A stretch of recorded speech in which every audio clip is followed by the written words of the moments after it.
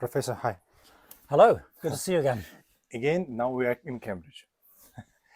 Professor, I'm very glad that you had found time for short interview, but very important for Ukrainian and I think for all Western world concerning the challenge which we see now because of the Russian aggression in Europe and against my country, against Ukraine. How important the consequences of this war could be for whole Western world? I think it's critically important. It's vital, obviously, for the security of Europe, in the sense that if Ukraine were to be completely defeated, then most likely the Baltic states would be next. Mm-hmm. So it seems clear to me that Ukraine is to a considerable extent fighting our fight at the moment. Secondly, it's very important globally with regard to, particularly with regard to China, the People's Republic of China, which, as you know, is eyeing the situation in the South China Seas to do with Taiwan.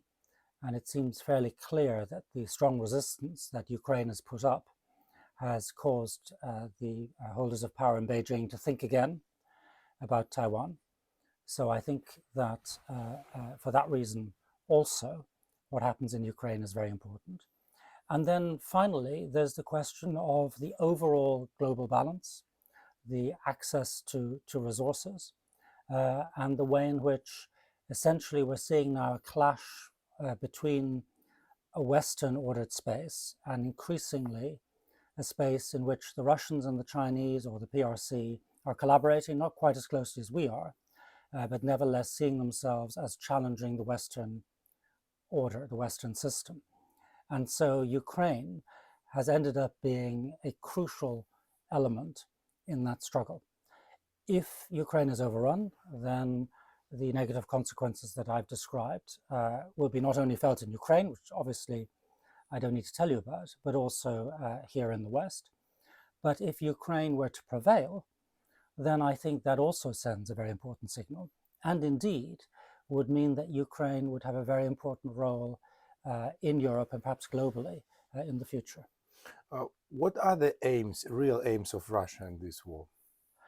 I think its real aim is to, if possible, overrun the whole of Ukraine.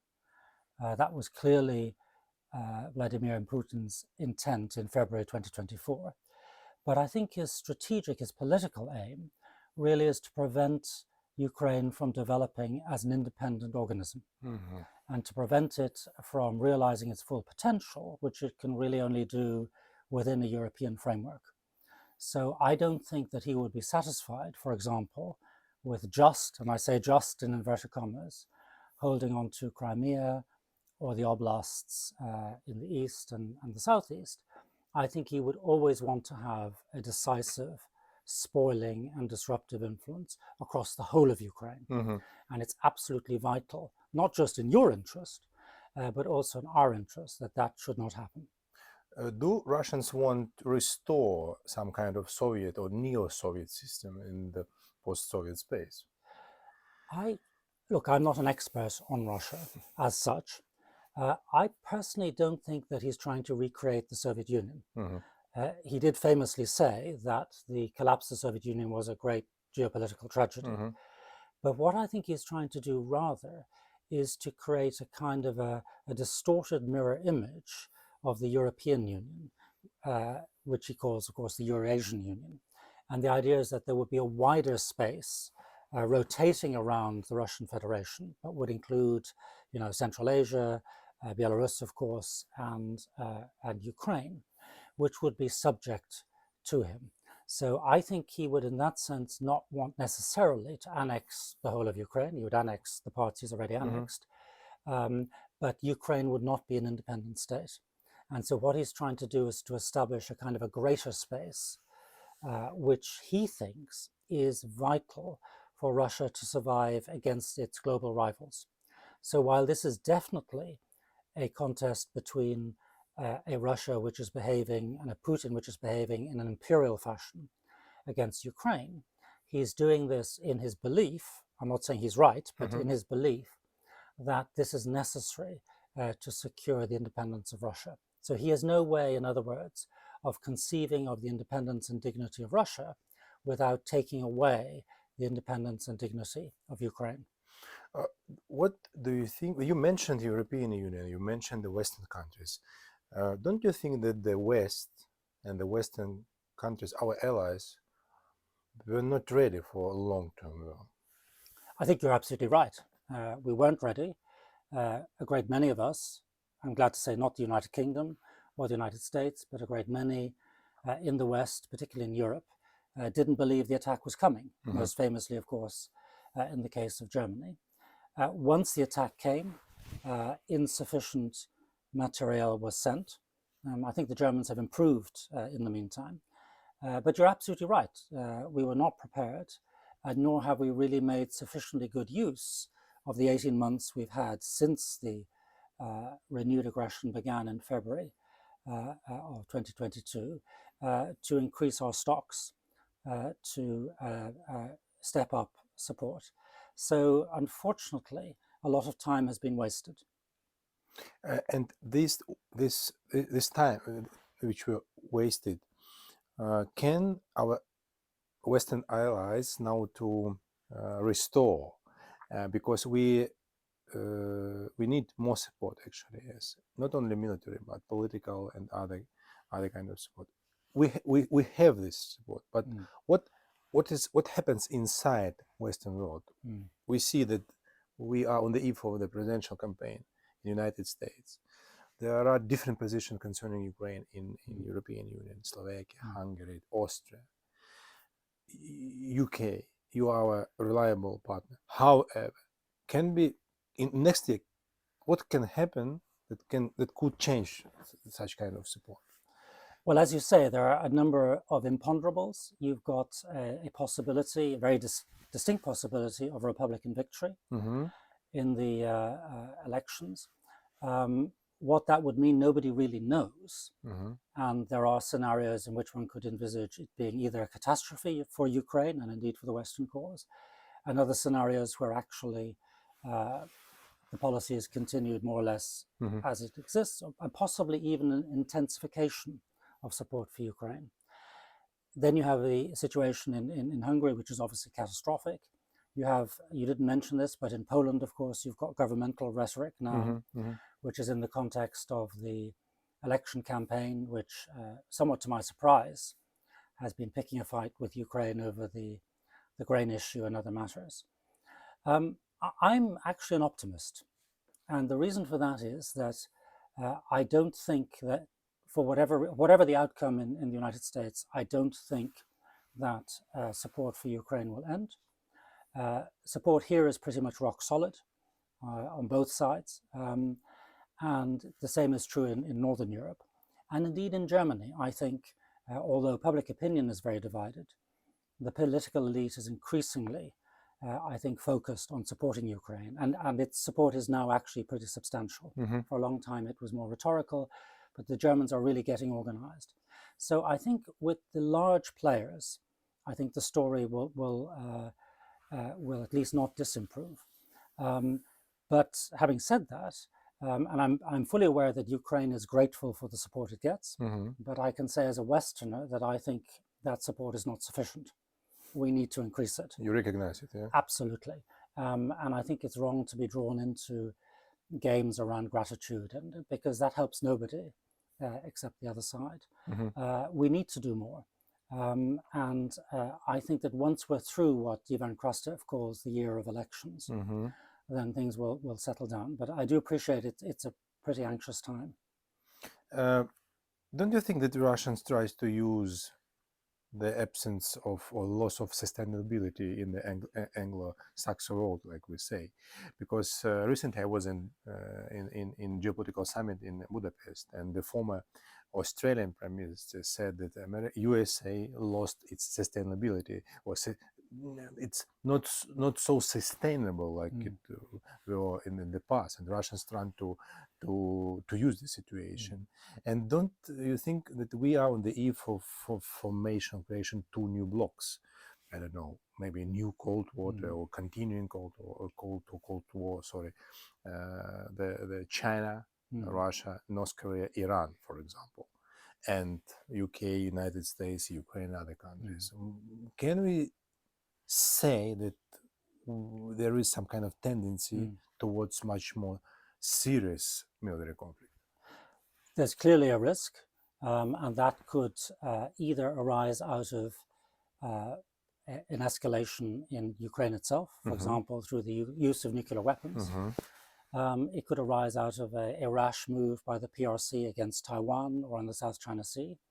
And then maybe rather like the autumn of 1941, when of course Japan and Germany ended up in conflict with the United States, one could possibly see the two spaces merging as one geostrategic battle space, pitting Russia and the PRC against the Western world. And there's some signs of that. I personally don't think that will happen in quite that same way, because I think that in Beijing, certainly, and also to a considerable extent in Moscow, they think of the world in multipolar rather than in bipolar terms. And so what, to go back to my earlier point, what Putin is trying to achieve is of course, not unconditional alignment with the PRC, where he would be the junior partner, but to establish Russia as an independent pole in its own right. And as regards the PRC, it of course has many issues with Russia. It doesn't want to follow Russia into perdition. At the same time, from their point of view, you can see why they would regard a Russian defeat as obviously not in their interests.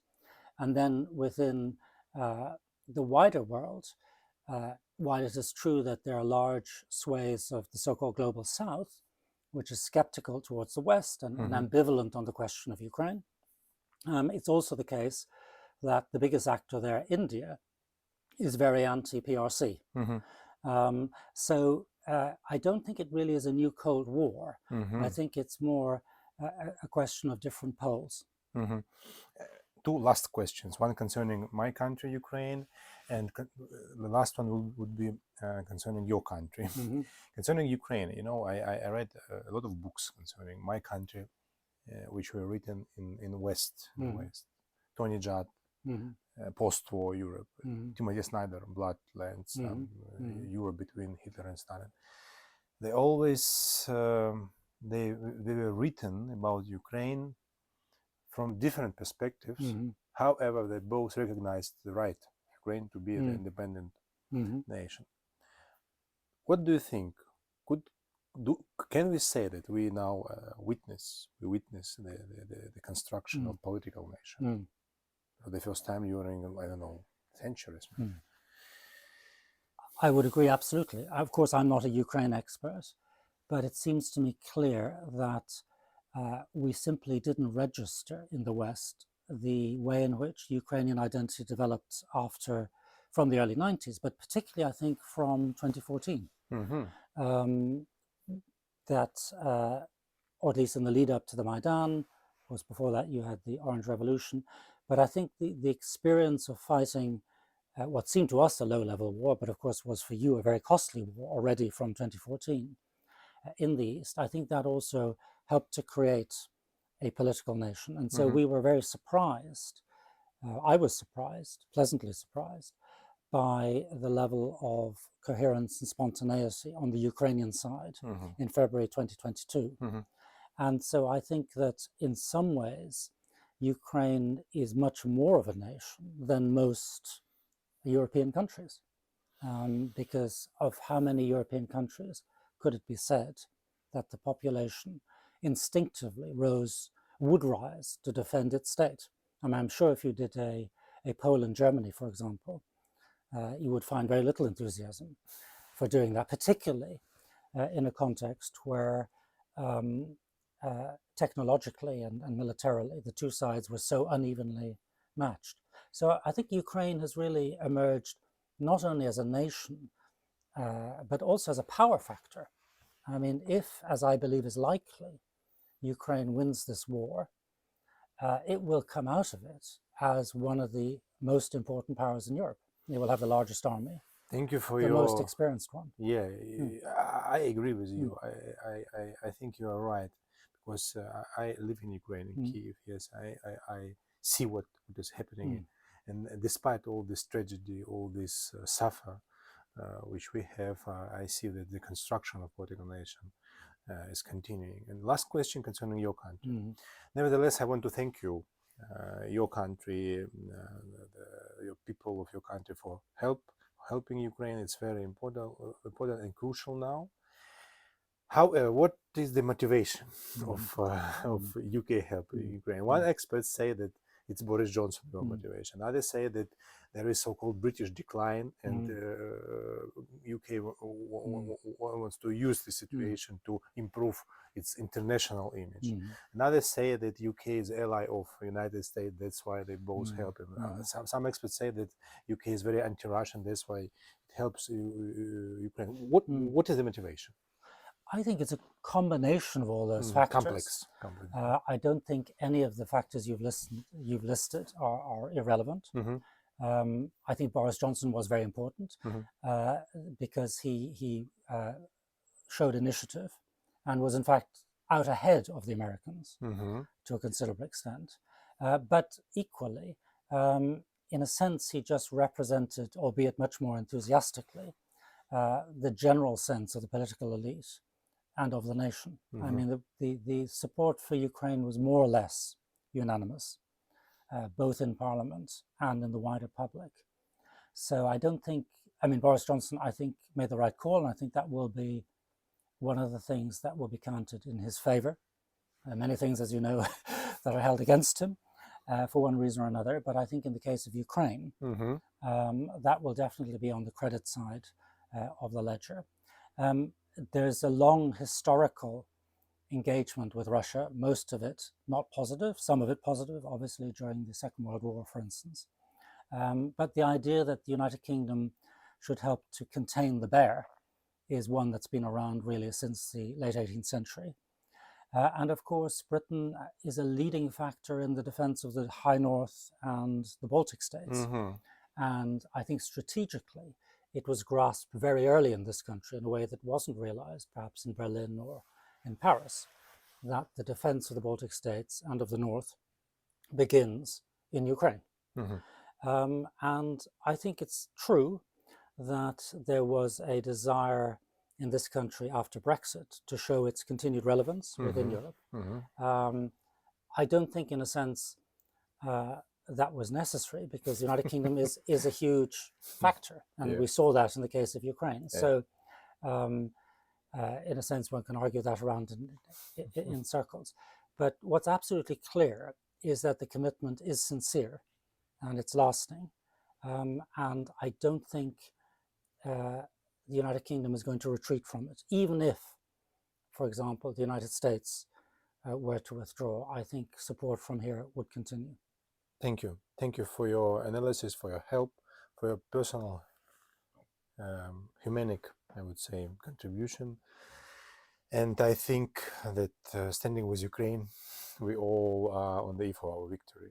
This common victory for the West, a common victory for United Kingdom, for United States, for Ukraine.